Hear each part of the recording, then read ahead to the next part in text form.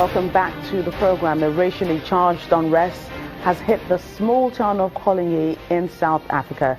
Houses were burnt as racial tensions in the northwest province after a court granted bail to two white farmers who were accused of killing a black teenage boy.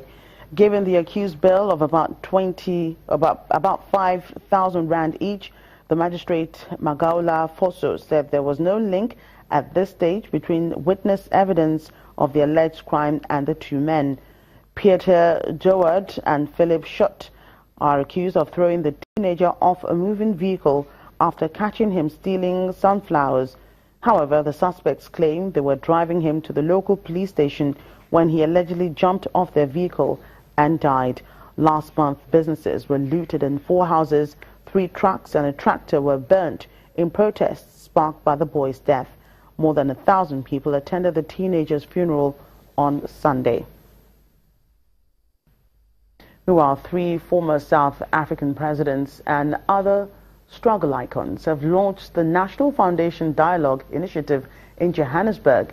The initiative is aimed at promoting national dialogue to avert the current political crisis in the country. President Jacob Zuma and the ruling African National Congress have become the focus of mounting public discontent over government missteps, rising unemployment and a stagnant economy. Our people as a whole feel and know this intensely and personally, that there is much that is not right about what is happening or not happening in our young democracy. The moral failings of our day cannot be allowed to calcify into irreversible reality. If we allowed this unwholesome character of politics to continue while we wallow in silence, history would never forgive our generation. We would have been complicit in an act of betrayal. More than 30,000 people marched in South Africa's capital, Pretoria, last month, calling on President Jacob Zuma to quit, keeping up pressure from the streets on the leader over his handling of the struggling economy. Zuma has survived previous protests, but the main opposition party, Democratic Alliance, and other parties believe they can drum up support to force Zuma out of office following his dismissal of respected Finance Minister Pravin Gordhan in a cabinet reshuffle. Analysts say the political crisis is making it hard to reform the economy, improve social services, and fight crime. The ANC party has rejected calls for Zuma to step down. He has denied repeated allegations of corruption since winning power in 2009. The core problem is that our president is not carrying out his duties in terms of Section 83 of the Constitution. He is not upholding, defending and respecting the letter and spirit of the Constitution as the supreme law of the Republic. And he is not promoting the unity of the nation and that which will advance the Republic. Principles and values have been tarnished by everything that's been going on in terms of corruption, the factionalism within the ruling party itself.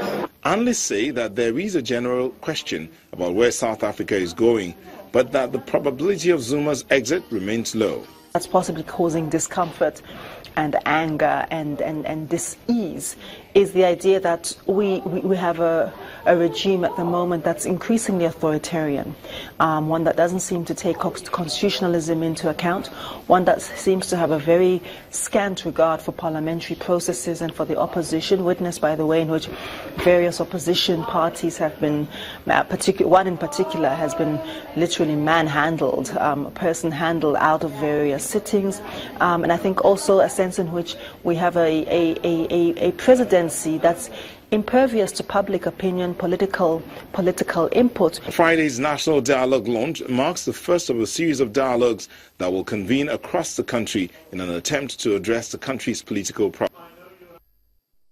Finally, 7 Chinese ships have been detained by West African countries for illegal fishing activities. Now, the environmental group Greenpeace and government officials revealed this on Tuesday while warning that the boat's owners could face millions of dollars in fines. In Guinean waters, Investigators from Greenpeace and Guinea's National Fisheries Supervision and Protection Center found carcasses of different shark species in freezers aboard Chinese fishing vessels, in addition to manta rays and backfuls of shark fins. The carcasses were confiscated from the bottom trawlers and the illegal fishing nets cut. The arrests came after a 2-month regional patrol on a Greenpeace ship, the Esperanza, that carried inspectors from the West African countries in a bid to supplement national efforts often hamstrung by budget and technology constraints. We have only been out at sea for 20 days to do joint surveillance work, and in those 20 days we have been finding 13 fishing vessels with infractions. And if you also think about the fact that there are many of those vessels knowing that we are patrolling together with surveillance authorities, we are still able to find all these infractions. So it's a huge problem. So when nobody is looking around, it will probably be far higher. The Esperanza Patrol found 11 vessels in breach of regulations out of 37 stopped and reported the breaches to local authorities, who towed them back to port. Some of the ships were released after fines were paid. Others remain under investigation. What's really needed and what is lacking in West African waters is good fisheries management. You see that all over the world, fisheries management is being looked after and is being set up. But in West Africa, that's still lacking. So countries need to work together to see how much fish is into the waters and how much fish is being taken out. And so they can actually come up with a healthy fish management plan that will look after the current populations, but also for the future generations.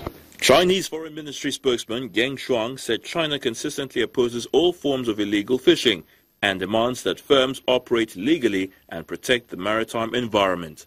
According to the United Nations Food and Agriculture Organization, at least 7 million people work in fishing and fish farming across West and Central Africa. The London-based think tank Overseas Development Institute also says one of the main exports in the West African seaside nation of Senegal is fish, but more than half of stocks to Nigeria have been overfished, with illegal fishing accounting for up to half of the total catch. Around a quarter of all fish landed across Africa are caught by foreign fleets, which generate $400 million for the continent each year through the sale of fishing rights, the FAO has said. The FAO and ODI says that African governments could make 8 times this amount, some $3.3 billion, and create 300,000 jobs in fishing if national fleets harvested and exported these fish. That's Network Africa. Thank you for watching. I'm Joke Rogers.